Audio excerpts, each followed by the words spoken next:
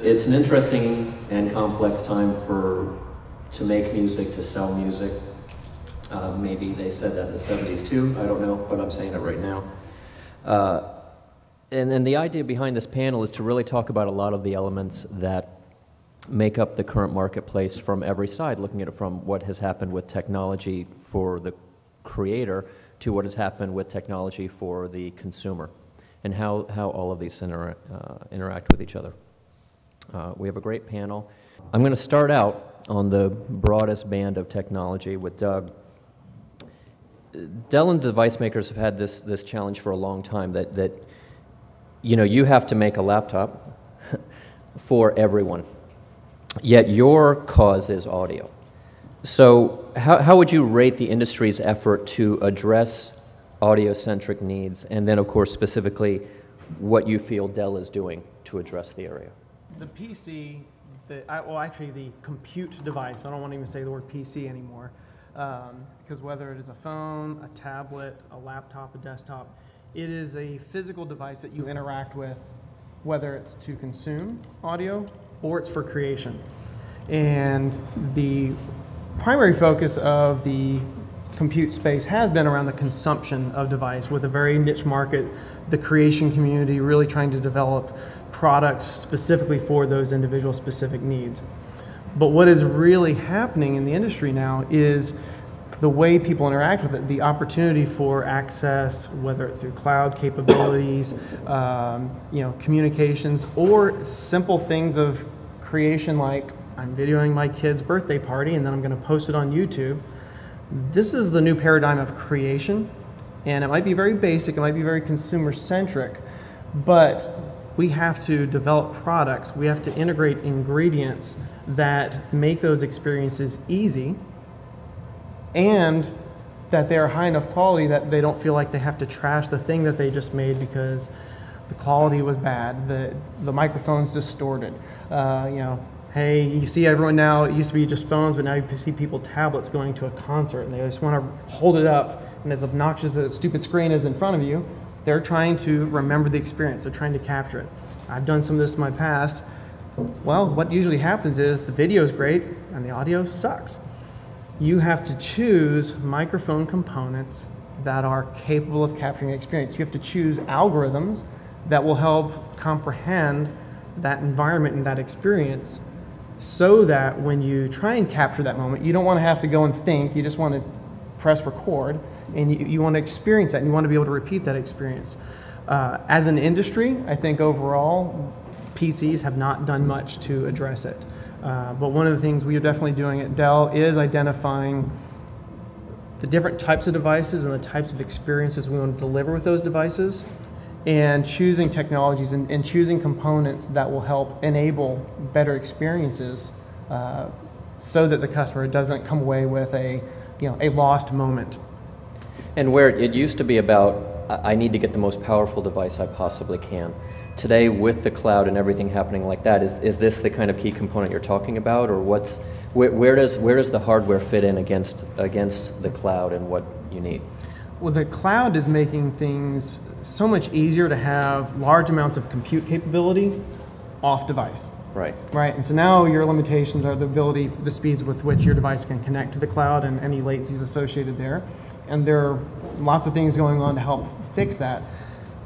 But that interface, right, the thing that the customer touches and feels, that has to be good enough, and even better, it has to exceed their expectations, so that when they are trying to take advantage of those cloud experiences, the compute, they are getting better than expected experiences. And it is in the analog components, it is in the electrical components, so that the signals either are captured or reproduced meet the expectation of that experience. Right. And in speaking about the user experience, I'm going to show a quick video of a product that HARMAN have released that I think is truly revolutionary, that Peter came out of Peter's brain.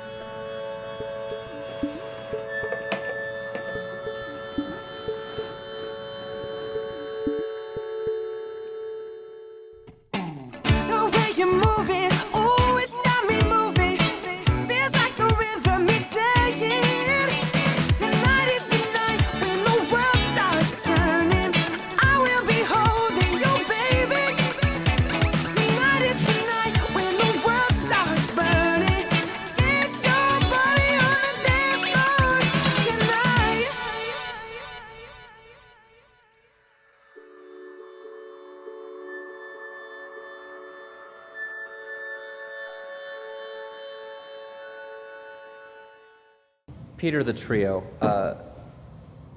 First, because I know the first time I saw it, I was like, what the hell am I seeing? I think first tell people what the hell they're seeing, and then help us understand what the philosophy is behind it and behind what you develop. Sure. Well, I think for what I do, I guess my side would be more the music creation side of it and what technology can do for music creation. And you know, where technology works best, I guess, is when you break down barriers. I suppose the first, there's barriers, for example, to that block us from collaborating with other people. I think that's why WholeWorldBand, you know, when you can't be together in space, you can use technology to jam with other musicians, or time even. I think like the Nat King Cole singing with his daughter. So if you can't be together in space and time, you have technologies that bring it together. The other kind of barriers are barriers to improving in terms of the musical context. How can a guitar player get better at what they're doing? And that was really the essence of what we're talking about for the trio. We wanted to create something that would let anyone, anywhere, be able to play with a band. And I think I'm a good example because I'm a pretty bad guitar player, and anyone that came around the booth today, I apologize when it was me sort of showing you what was going on. We'll have Mark Cooper there tomorrow. But for me, I'm really not good enough to play with the band. Yet, I ask all these people and they say, how can you get better? How can I get better? And they're like, well, you got to play with the band. It's the catch-22. A product like the Trio, I can sit there and I can play my chords and it starts playing back and I'm now playing with the band. And the design goals really had to be, it had to be kind of organic. It couldn't just sound like some boring backing tracks. And when you create this magic in the box, it's always the kind of technology I've loved, where you create a kind of magic and you think, wow, it's like there's someone inside there doing stuff, and it becomes inspiring and creative. And so that was really the philosophy, is how can we do that? And I think so that people understand what they just saw, a person just played 4 chords, hit a stomp box, and instantly a backing track came up with drums and bass. And you've told me before about the amount of the various keys and all the things that had to be factored into that. It's really quite overwhelming when you consider, again, the technology base is this small little box. Right. You know, and you touched on something there as well, you know, and also WholeWorldBand, which is mentioned at the tail of the video. It is about human interaction, and what's your drive and desire, you know, with regards to, you've just made a box that is for someone who sits in a room by themselves. How does that get us to the human interaction? Right. I think human interaction is a real key. I think that's why texting, for example, became so huge. When we're really hardwired to be social animals. I'm just thinking my wife, if she heard me say that, would probably not agree, but for me anyway. But we do social interaction when you can play with something. That joy of playing with someone else, it just really drives you forward. It makes your playing better. And I think it starts out, for instance, if I wanted to put something on WholeWorldBand, for that example, I would feel very uncomfortable just starting up with a chord progression and saying, okay, well, maybe this is something I could put up. With the Trio, it's almost like this sort of launch pad to take you further. We see people exploring ideas. Our beta testers have done stuff that we didn't even think was possible with that box. I think that's one of the fun things about it. We're seeing what people are doing. But they get better, they form their idea, they work on something, and suddenly they have some kind of a riff or a pattern that they're really excited about. And then to be able to put that up, you know, if any of you follow Reddit or whatever, people are so excited when they get like an upvote in Reddit. How exciting would it be to sit there, play something, put it up, and have some guitar player from, you know, Jamaica do a track along with it, or a drum or whatever. That social interaction is huge and really exciting. And where does that fit in for WholeWorldBand in terms of that interactive level? Well, I think, you know, in terms of what we kind of saw, I hadn't seen that video before, by the way. That was really neat. Yeah, it was the first time I saw it. But I think being able to start off working on things, getting them to a point where you can start putting them up and putting up some ideas. You might say, I kind of like what the bass is doing here, but does anyone know how to play a slap bass in this different way? And being able to, you know, present ideas and work with ideas. Right. And Selena, you know, when someone goes on to WholeWorldBand and maybe they've started a track using the Trio or whatever's going on, you know, they might be playing with, as you said, you know, someone from Jamaica or but they also could be playing with a famous player or a famous player may be coming to play with them. And there's a term in theater and film about the fourth wall, which is that idea that we don't want to cross this thing because we ruin art. And what's Whole World Band's approach to that idea, and is it destroying a mystique to allow people to interact with these artists? Firstly, I would say that music has always been collaborative. So this idea of an artist existing in an ivory tower and making music by themselves in a vacuum is a fallacy. And it's been created pretty much probably for the advantage of since the recording industry, really. Because since time immemorial, you've had people sitting around a fire and banging drums together, and that's collaboration, and right. in a very simple form.